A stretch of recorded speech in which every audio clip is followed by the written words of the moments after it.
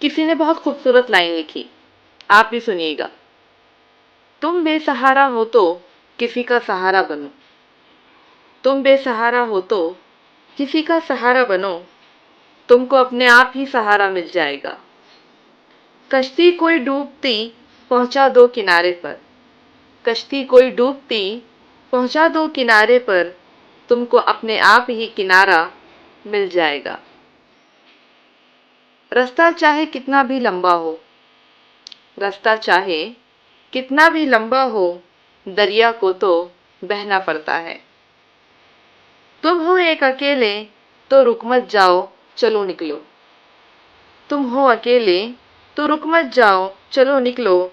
रास्ते में कोई साथी तुम्हारा मिल जाएगा। तुम बेसहारा हो तो किसी का सहारा बनो। तुमको अपने आप ही सहारा मिल जाएगा। कोई हंसता है, कोई रोता है। सब्र से जीना आसान होता है, फिक्र से जीना मुश्किल होता है। थोड़े फूल है कांटे हैं जो तकदीर ने बांटे हैं। हमको उनमें हिस्सा हमारा मिल जाएगा। तुम बेसहारा हो तो किसी का सहारा बनो। तुमको अपने आप ही सहारा मिल जाएगा।